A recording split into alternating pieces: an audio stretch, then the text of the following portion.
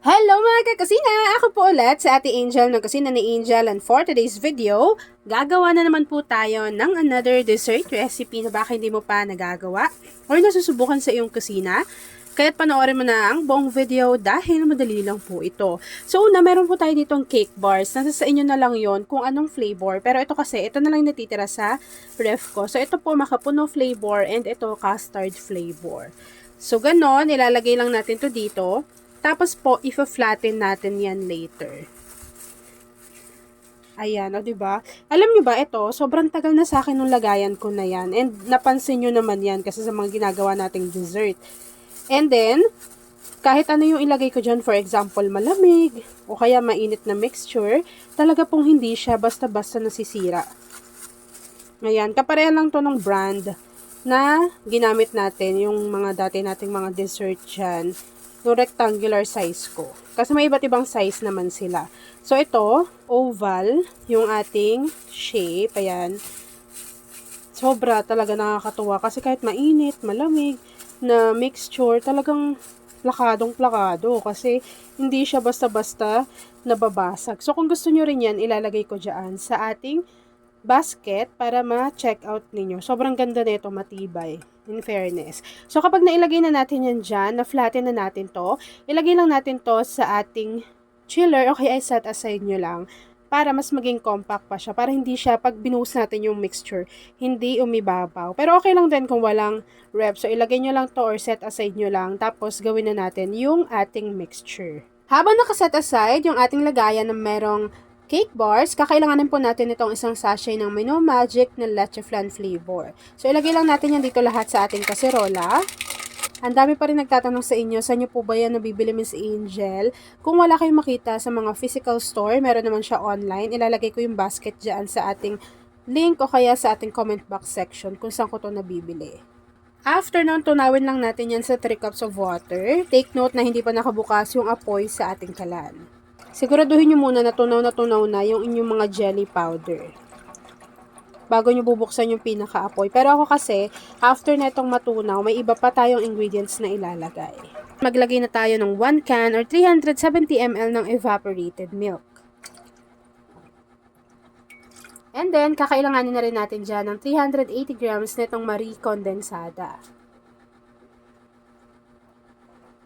Maglagay din tayo dito at least half teaspoon ng vanilla essence or vanilla extract. And then, kapag nahalo nyo na po yan ng maigi, pwede na po natin buksan yung ating apoy sa ating kalan. Kapag nabuksan na po natin yung apoy sa ating kalan, lutuin lang natin ito over medium to low heat. Hintayin po natin na kumulo yung ating mixture. Habang hinihintay natin yung kumulo, please don't forget to like and follow yung ating Facebook page, Kusina ni Angel. Kung meron kang Instagram, paki-follow na rin ako doon, Kusina ni Angel.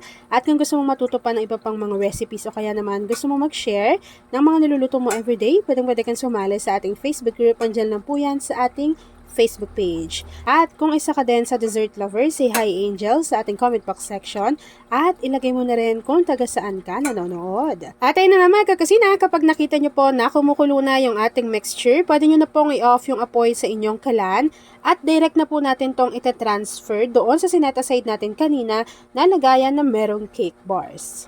And yes mga kakusina, commercial lang. Ito, hindi talaga to binigay sa akin. Binili ko to sa sarili kong pera. Pero gustong gusto ko lagi itong sinishare sa inyo. Kasi kapag naubusan ako ng gas, talagang dito yung takbuhan ko. Yung mga 11 kilos ko na gas. Ito talaga. Kunwari walang kuryente, 'di ba? Kung induction cooker yung ginagamit mo. So ito, pack na pack to. Tapos isa lang yung gas niyan. Marami ka nang maluluto. And safe na safe din po si Gaslight. Kung ayaw ng white, napakaraming kulay na pagpipilian dyan. So ako pangatlong kulay na to kasi yung dalawa, yung isa nandun sa isang kwarto. Tapos ito yung lagi kong ginagamit sa mga recipe video natin lately. So ito parang mag-iisang taon na rin to sa akin.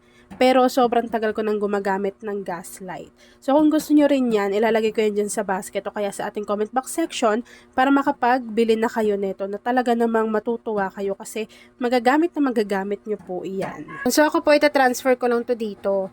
Kapag nailagay na natin yung mga mixture natin dito, hintayin lang po natin yung mag-set, mag-firm, and then after po nun, ipapakita ko na sa inyo kung ano yung natapos nating easy dessert recipe.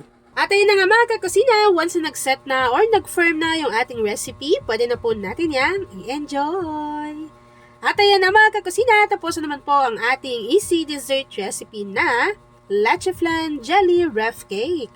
Kung nagustuhan mo yung ating video, please like and share this video. At kung hindi ka pa nakakapag-subscribe sa aking YouTube channel na Kusina ni Angel, please click subscribe button, click mo na yung notification bell, click all para lagi kang updated sa bawat ina-upload kong mga videos.